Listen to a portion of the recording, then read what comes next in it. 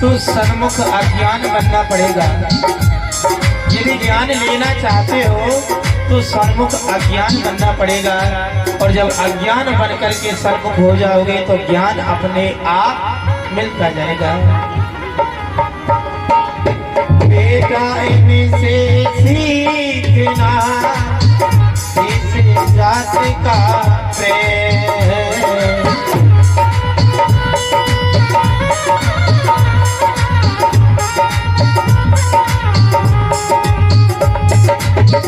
बेटा इनसे सीखना इस जात का प्रेम। शिक्षा विद्या योग्यता कर्म धर्म और शिक्षा विद्या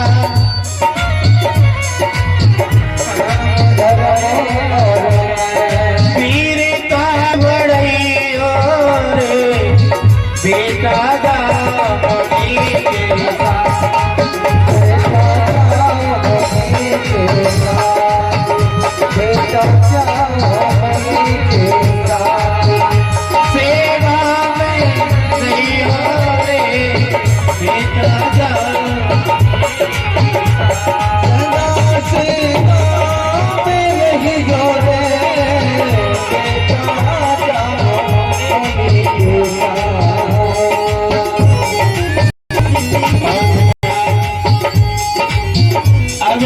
हम माँ बाप थे, अब है ये माँ बाप। अब तक तो माँ बाप थे, अब है ये माँ बाप। खुद से सेवा कीजियो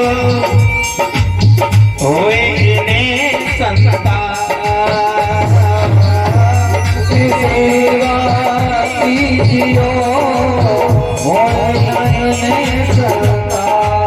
और यदि क्रोध करें तो क्रोध को सह लेना। क्रोध कर जाए तुम सहियो बेटा जाओ होने के।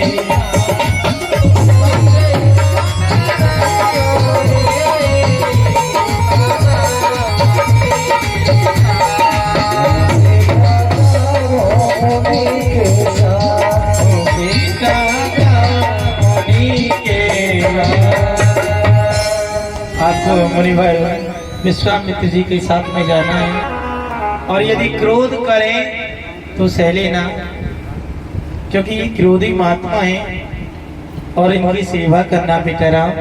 ऐसा नहीं कहीं ये कहें कि दशरथ पुत्र जो क्रोध को ना सहन कर सके और ना ही सेवा कर सके, ऐसा सुनने के लिए नहीं मिले। भगवान कहने लगे पिताजी आपकी आज्ञा है, हम गुरुदेव के साथ जा रहे हैं और इनके यज्ञ को सफल करा करके ही आएंगे।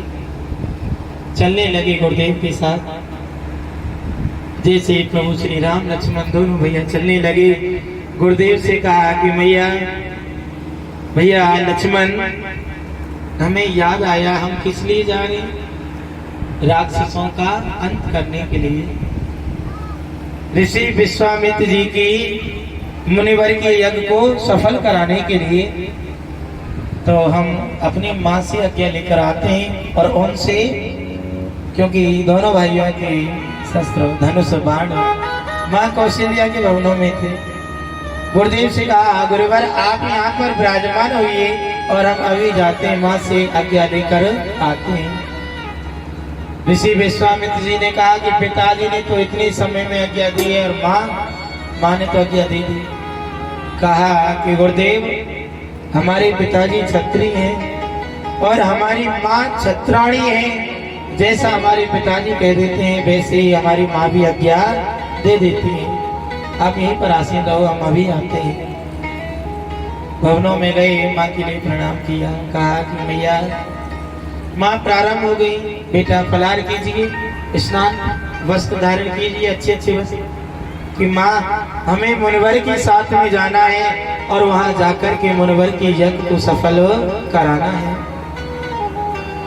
कहा कि हमें पिताजी की आज्ञा है, अब आपकी भी आज्ञा चाहिए।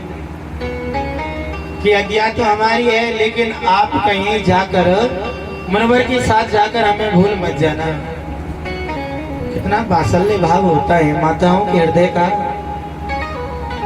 बेटा हमारे प्राणों से प्यारे, जाना न माता को भूल बेटा, जाना न माता को भूल।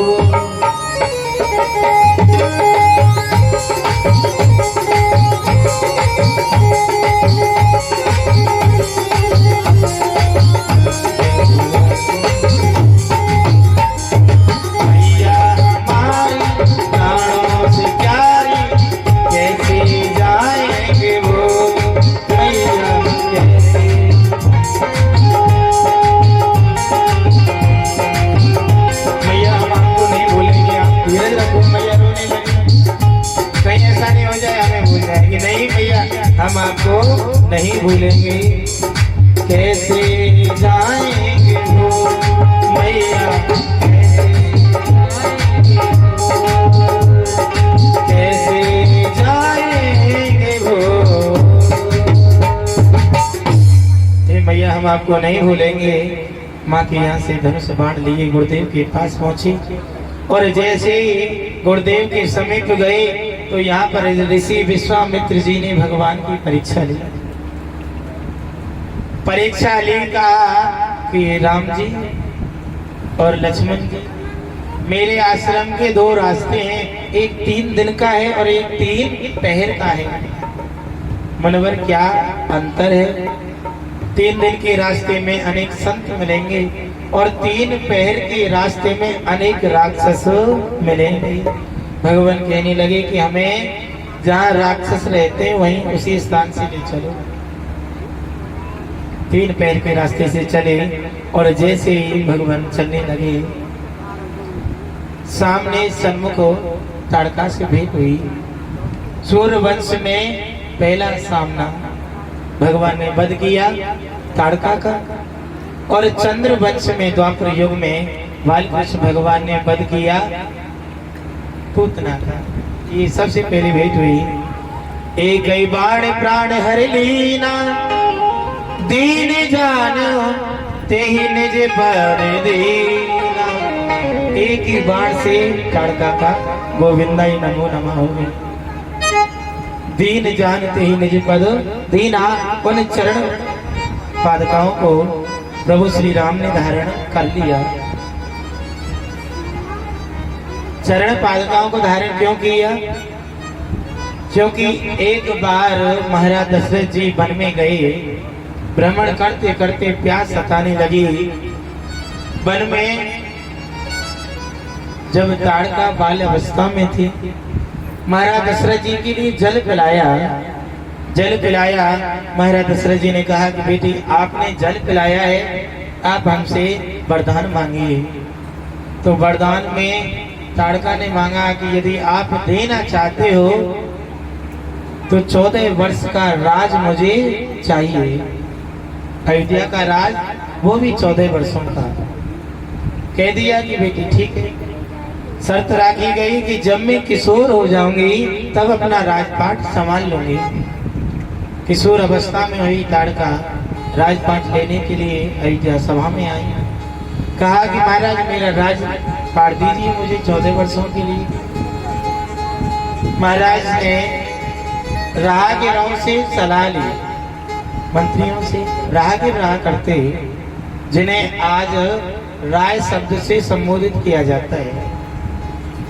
जैसा कर्म था उसी कर्म के अनुसार आज ये विभाजन हो गया। राय शब्द से संबोधित किया जाने लगा। राहगीरों से सलाह ली कि आप राह दीजिए, क्या करो। 14 वर्षों के राज के लिए तो कह दिया, अब ताड़का आइए लेने के लिए।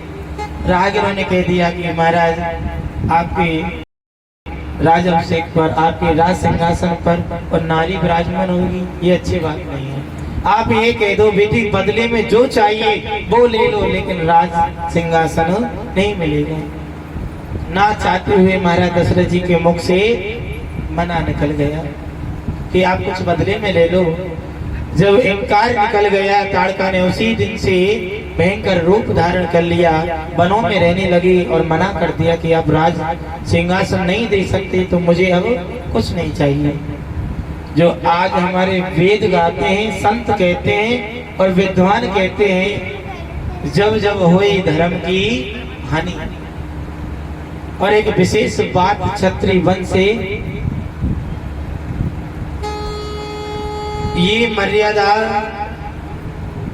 आज खंडन होने वाला था।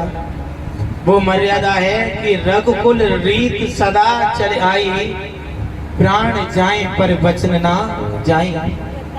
आज ये रीत नष्ट होने वाली थी। जैसे ही ताड़का का वध किया, त्रेता युग में भगवान आए तो धर्म की साधना को साधने के लिए ताड़का के चरणों पादुकाओं को भगवान ने धारण कर लिए। और वही चरण ग्रामों आगे अनेक लीलाएं होती हैं। हरि भजन हरि कथा अनंता, इतनी लीलाएं हुई कि एक जन्म क्या 7 जन्म इसी प्रकार से आसीन होकर के उनकी दिव्य लीलाओं को श्रवण पान कराएं, फिर भी उनकी लीला पूर्ण नहीं होगी। समय का अभाव है। और मुरली मनोहर बाल कृष्ण ठाकुर जी का आज जन्मोत्सव है। भगवान के लिए वनवास हो जाता है केवट के पास। कभी कभी भगवान को भक्तों से काम पड़े, जाना था गंगा पार प्रभु, केवट की नाव चढ़े। केवट के द्वार पर पहुंचे, घाट पर कहा गया कि भैया केवट राज। जैसे केवट आए तो केवट नेत्रहीन था, और जैसे ही आए केवट राज ने कहा कि भगवान प्रणाम।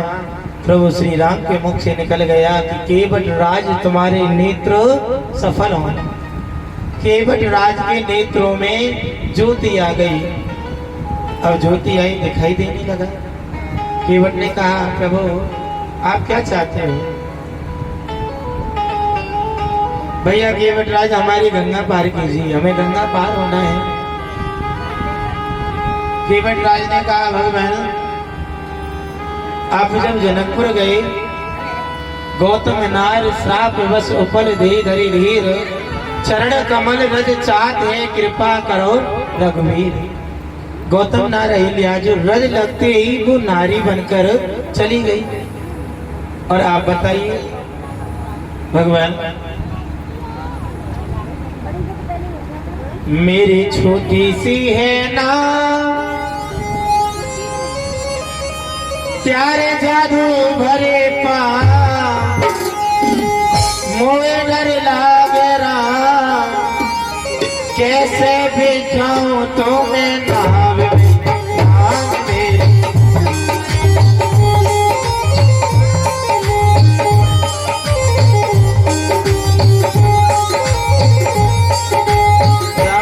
मेरी छोटी सी है ना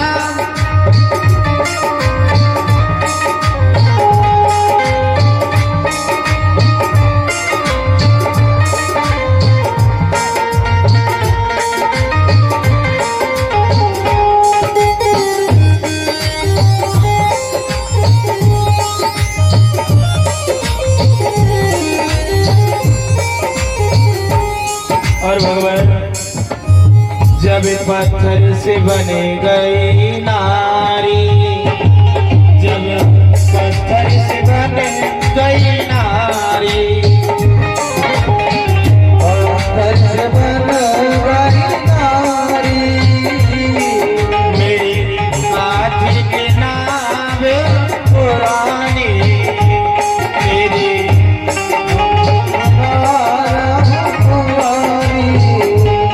सुनो सुनो जी भरता मेरा यही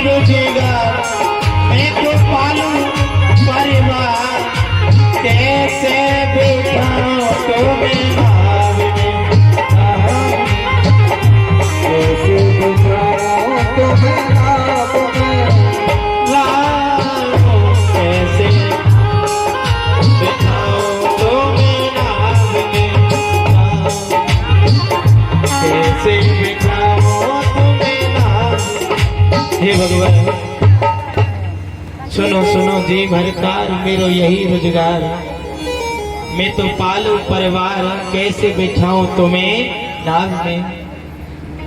भगवान कहने लगे भैया कोई उपाय है कि भगवान हाँ उपाय तो है। समय बड़ा बलवान है क्योंकि केवट पूर्व जन्म में कछुआ का जन्म था। क्षीर सागर में शेष सैया पर विष्णु भगवान लेटे हुए, शेष नाग इस प्रकार से माँ लक्ष्मी पैरों को दबा रही, चरणों को दबा रही।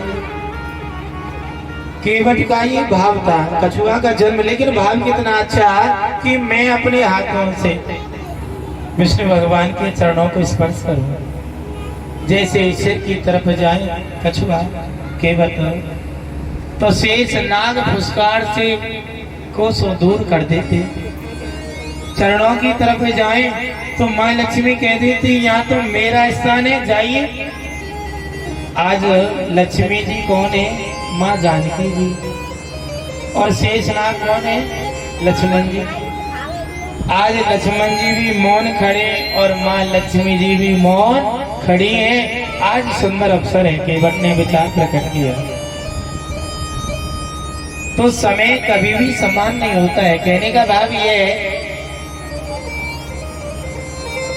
केवट ने कहा कि भगवान आप चाहते हो कि गंगा पार होना, तो मैं आपके चरणों को जब तक नहीं निखार लूंगा तब तक आपको नाम में नहीं बिठाऊंगा।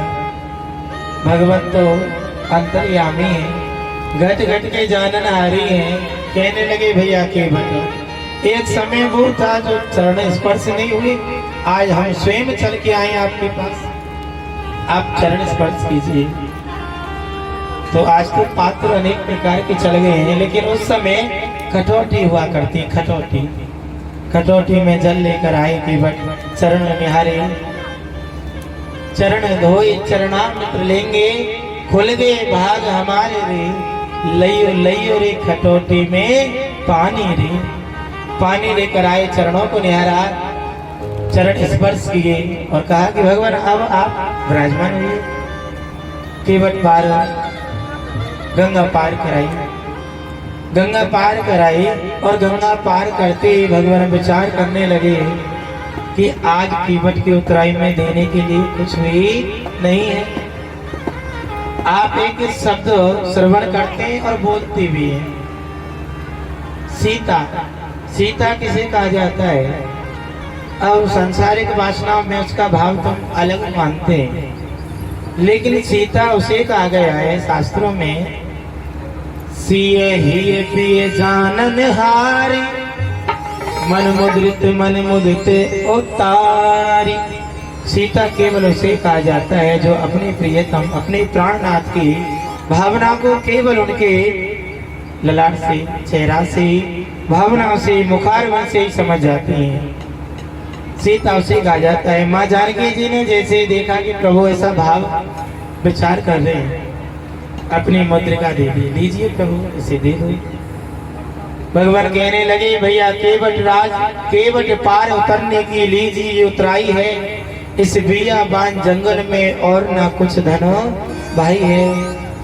ये रतन जड़ित अंगूठी है, अनमोल मोल ये बिकती है, वनवास के कारण सीता के कर्म में शोभा नहीं देती है। ये मुद्रिका लीजिए। केवट ने कहा फिरती बार जो मोय दीना, आप जब वापिस आओगे ना भगवान, जब आप जो दोगे उसे प्रसाद समझ के रख लूंगा, लेकिन मुद्रिका को नहीं लूंगा। और भगवान आप मुझे मुद्रिका दे रहे, उतराई दे रहे, आपकी मेरी तो एक जाति है। जैसे ये बोल दिया केवट ने, लक्ष्मण जी भड़क उठे। केवट क्या कह रहे हो? अपनी हद में रहो, आपकी हमारी एक जाति कैसे हो जाएगी? आप निषाद हो, केवट हो, हम क्षत्रिय वंश हैं। लक्ष्मण जी सुन लो, सुन ले, आप जब सुन ले ना तब बता देना कि हमारी तुम्हारी एक जाति है कि नहीं। बताइए हमारी तुम्हारी एक जाति कैसे? केवट ने कहा कि भगवान नाई से ना नाई लेत, धोबी से ना धोबी लेत, देखे उतराई प्रभु मेरी जात ना बिनारी हो, तुम तो आए मेरे घाट मैंने तो उतार दिए, जब आऊं तुम्हारे घाट तो कुटुंब सहित प्रभु मोहे उतारिए। भगवान मैं तो यहाँ छोटी छोटी सरिताओं से पार करता हूँ, इस किनारे से उस पल्ली पार, लेकिन आप तो भवसागर से पार करते हो। मैं यहाँ का केवट हूँ और आप वहाँ के केवट हो, ऐसा भाव प्रकट हुआ। बोलो भक्तवत्सल भगवान की। त्रेता युग की लीलाएं, विशेष लीलाएं, और माँ जानकी जी का हरण होता है, लक्ष्मण शक्ति रावण वध, रावण वध हुआ। विशेष बातें श्रवण कराएंगे और द्वापर युग में प्रवेश करेंगे। जैसे रावण सन्मुख आया, रामचरितमानस में लिखा है सभी लंका में जितने भी वीर योद्धा थे सभी मोक्ष हो गई, मृत्यु आ गई, वध हो गया, रावण शेष रह गया। तो सुभट बुलाए दशानन भोला, एक भट्ट ब्राह्मण को बुलाया, कहा कि आप मुझे राह दो, अब मैं करूं तो करूं क्या। भट्ट ब्राह्मण ने कहा कि आप यदि चाहते हो ना कुछ करना कि अब तुम्हारा कल्याण कैसे होगा, तो आप भी जाइए और भगवान के हाथों से प्राण त्याग कर उनसे संग्राम करके उनके धाम के लिए जाइए, इसी में तुम्हारा कल्याण है। रावण महाराज संग्राम करने के लिए गए और जाते ही कहने लगे आज करो कल काल हवाले, आज मैं तुम्हें काल के हवाले कर दूंगा। भगवान कहने लगे महाराज आप बड़े विद्वान हैं, अब ये अंतिम समय है तो आप सुनते हुए जाइए, मैं